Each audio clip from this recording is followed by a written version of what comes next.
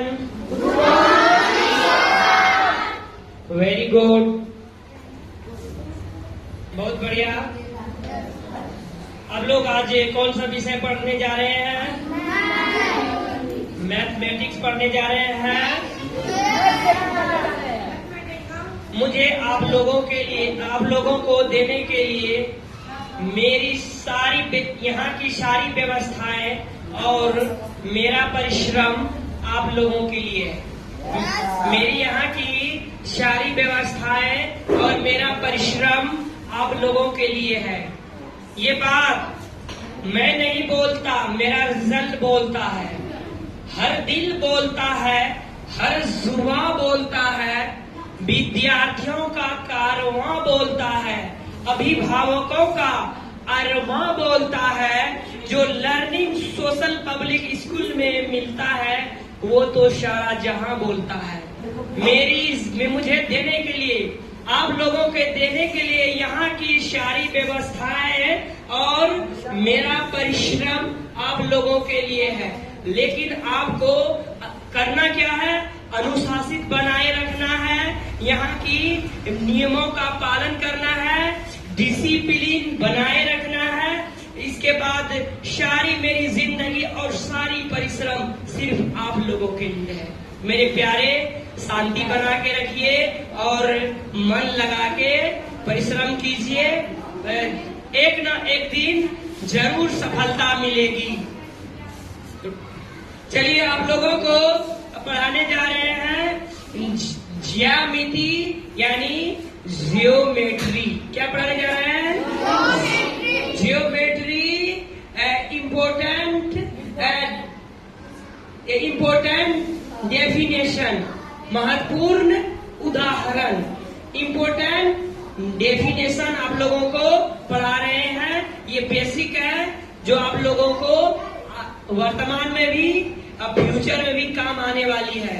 पहले एक प्रश्न एक में बताते हैं। बिंदु को कहते हैं पॉइंट। बिंदु को क्या कहते हैं? पॉइंट। डेफिनेशन देख लीजिए।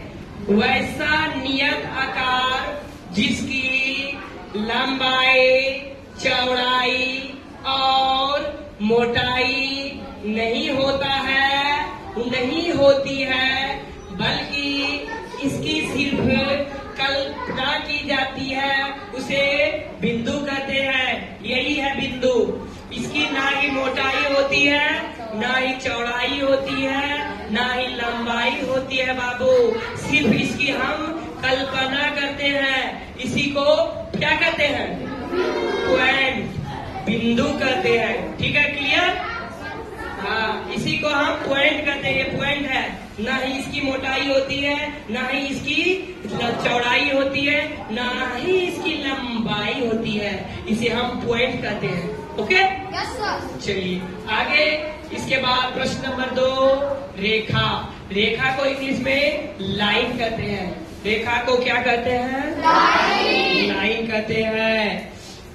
वह ज्यामितीय आकृति जो बिंदुओं से मिलकर बनी हो तथा जिसे लंबाई होती है किंतु मोटाई नहीं होती है, उसे हम रेखा कहते हैं। रेखा जो होता है, ये रेखा है, ये हजारों करोड़ों बिंदुओं से मिलकर बना होता है। जैसे देखो, नजदीक बिंदु देंगे, ऐसे बिंदु बिंदु बिंदु बिंदु बिंदु बिंदु बिंदु बिंदु। इसी तरह कहा गया, हजारों बिंदु को अगर नजदीक सटा के लिखा जाए तो एक रेखा का निर्माण होता है कि नहीं? इसी को हम रेखा कहते हैं। इसका डेफिनेशन भी आप लोगों को बता दिए हैं। आप लोग घर से बढ़िया से याद करिएगा और समझ के आइएगा और हमको बताइएगा, हम इसको पूछेंगे। ठीक है? इसके बाद हम चलते हैं बाबू सरल रेखा। सरल रेखा को स्ट्रेट लाइन कहते हैं। सरल रेखा को क्या कहते हैं? वेरी गुड, बहुत बढ़िया।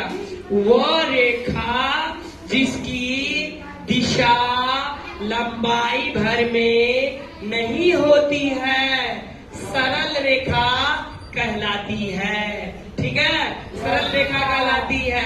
अब चलते हैं चौथा में, वक्र रेखा, कर्व लाइन। वक्र रेखा को इंग्लिश में क्या कहते हैं? Curve line. कर्व लाइन वो रेखा जिसकी दिशा लंबाई भर में बदलती रहती है, उसे हम वक्र रेखा कहते हैं। लंबाई भर में क्या होती है? बदलती रहती है, सीमित नहीं रहती है। वैसे रेखा को हम कौन सा रेखा कहेंगे? कर्व रेखा कहेंगे। अब चलते हैं समांतर रेखा। समांतर रेखा, पैरेलल लाइन। समांतर रेखा को इंग्लिश में क्या कहते हैं बाबू? बहुत बढ़िया, बहुत बढ़िया। समांतर रेखा, रेखाएं को पैरेलल लाइन कहते हैं। पैरेलल लाइन एक ही तल में स्थित, एक ही तल में स्थित वे रेखाएं जो अनंत तक एक दूसरे को परस्पर नहीं काटे तथा रेखाओं के बीच की दूरी सदैव, सदैव मन हमेशा, सदैव मन हमेशा सदैव समान रहे, समांतर रहे, रेखाएं कहलाती है। समांतर रेखाएं कहलाती है हमेशा। जैसे ये लाइन है, ये दूरी कभी एक दूसरे से नहीं मिलेगी, कभी भी नहीं। इसका दूरी जितना यहाँ की लंबाई चौड़ाई है, इतना यहाँ की, ये कभी एक दूसरे से नहीं मिलेगी। ऐसे रेखा को हम समांतर रेखा कहते हैं। समांतर रेखा को इंग्लिश में कहते हैं, क्या कहते हैं? और कॉन्करेंट लाइन, क्या कहते हैं? Concurrent line. चलिए यहाँ तक हो गया।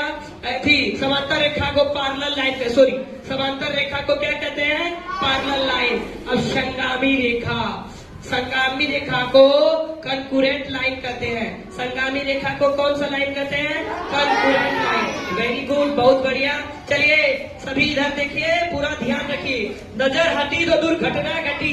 सभी नजर इधर बोर्ड को रखिए। लुक है द बोर्ड, इधर देखिए और आपको समझा रहे हैं, बढ़िया से देखिए। संगामी रेखा है, कॉन्करेंट लाइन, एक ही तल में स्थित, एक ही तल में स्थित वे रेखाएं जो एक ही बिंदु पर प्रतिच्छेदित हो, संगामी रेखा कहलाती है। कहलाती ना, एक ही बिंदु पर प्रतिच्छेद हो, उसे क्या कहते हैं? प्रतिच्छेद हो, संगामी रेखा कहते हैं। प्रश्न, प्रतिच्छेद बिंदु, प्रतिच्छेद बिंदु को कहते हैं इंटरसेक्शन पॉइंट। प्रतिच्छेद बिंदु को क्या कहते हैं? Intersection point. इंटरसेक्शन पॉइंट वह बिंदु जिससे दो या दो से अधिक रेखाएं होकर जाती है, उसे प्रतिच्छेद बिंदु कहते हैं। एक ही बिंदु से दो या दो से अधिक रेखाएं होकर गुजरती है, क्या करती है? ऐसे को क्या कहते हैं हम? प्रतिच्छेदी बिंदु। एक ही बिंदु पर एक लाइन या दो लाइन, दो से अधिक बहुत सारा रेखा होकर जाती है। एक ही बिंदु, इधर से भी आया इसी बिंदु से होकर गया, इधर से आया इसी यही बिंदु पे होकर गया, इधर से आया इसी इधर से आया। ऐसे बिंदु को क्या करते हैं? प्रतिच्छेद बिंदु कहते हैं। दो या दो से अधिक रेखा है, दो या दो से अधिक, अधिक ज्यादा भी हो सकता, 2, 3, 4, 5, 10, 50, 100, ऐसे बिंदु को क्या कहते हैं? चलिए इसके बाद हम चलते, प्रतिच्छेदी बिंदु भी हो गया। अब चलते हैं तिर्यक रेखा। तिर्यक रेखा, जैसे तिर्यक रेखा जानता है ना? एक रेखा ये है, एक रेखा ये है। कोई ऐसे तिर्यक रेखा आके काट दिया, ऐसे रेखा को तिर्यक, एक लाइन ऐसे लिखा है, ऐसे आके काट दिया, ऐसे लाइन को तिर्यक रेखा कहते हैं। ठीक है, ये तिर्यक रेखा के समझ बाद में आगे जाइएगा तो तब बताएंगे ये कौन इसका समान होता है, ये कौन इसका समांतर होता है, ये बाद में बताएंगे। अभी बेसिक पहले समझ लीजिए और बढ़िया से चित्र के साथ आप लोगों को समझाएंगे। तिर्यक रेखा के सामने का कोण क्या होता है, सभी कोण के बारे में भी समझाएंगे। कल का क्लास में आप लोगों को ट्रायंगल, स्क्वायर, ब्रिज, सर्किल के बारे में आप लोग को बढ़िया से समझाएंगे। अब एक तो क्वेश्चन बचा है, इसको अच्छा से समझ लीजिए। तिर्यक रेखा, transversal line, transversal line, transversal line यानी तिर्यक रेखा। तिर्यक रेखा बाबू देखिए, लुक हेयर अंडरस्टैंडिंग, वो रेखाएं जो दो या दो से अधिक के रेखाओं को काटे तिर्यक रेखा कहलाती है। क्या कहलाती है? दो या दो से अधिक रेखाओं को काटे वो कौन सा रेखा कहलाएगा? Transversal line. क्या कहलाएगा? Transversal line. चलिए आज का क्लास यहीं तक समाप्त करते हैं। कल आने वाला क्लास हम इसी ज्योमेट्री में त्रिभुज पढ़ेंगे, चतुर्भुज पढ़ेंगे, वर्ग पढ़ेंगे, स्क्वायर पढ़ेंगे, सर्किल पढ़ेंगे, समबाहु त्रिभुज पढ़ेंगे, विषमबाहु त्रिभुज पढ़ेंगे, कोण के आधार पर त्रिभुज जानेंगे और भुजा के आधार पर त्रिभुज कितने प्रकार के होते हैं उसको जानेंगे, बेहतरीन रूप से जानेंगे। चलो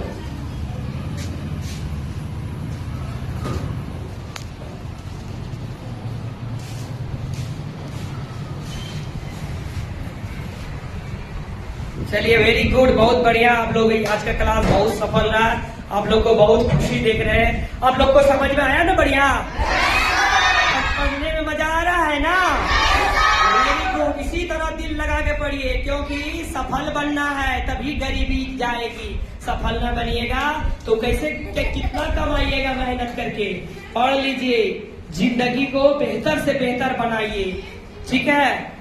तुम्हारे माँ बाप अपना ही खुद काम करके आप लोग को पढ़ा रहे हैं। इतना अच्छा पंखा में बैठ के पढ़ता। आप लोग अभी तो बहुत फैसिलिटीज है, पहले इतना फैसिलिटीज नहीं थी, तो लोग नीचे में बैठ के पढ़ा करते थे, बिजली नहीं थी, उसमें पसीना बहा बहा के पढ़ते थे, लालटेन चिराग जला के पढ़ते थे, कैंडल जला के पढ़ते थे। अभी तो हर फैसिलिटीज है, आप लोग चाहिएगा तो बहुत दूर तक जा सकते हैं कि नहीं?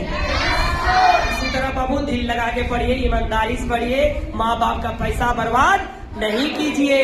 बहुत मेहनत से देखिए, धूप में कमाते हैं, पंजाब जाके कमाते हैं, खेत में काम करके कमाते हैं, तो दिल लगा के पढ़ा कीजिए, माँ बाप का पैसा बर्बाद नहीं कीजिए, माँ बाप का सपना पूरा कीजिए। सभी का माँ बाप सोचते हैं कि मेरा बच्चा अगर पढ़ लेता है तो हमको भी खुशी मिलेगी, हमारा भी गरीबी दूर होगा। माँ बाप का ड्रीम है।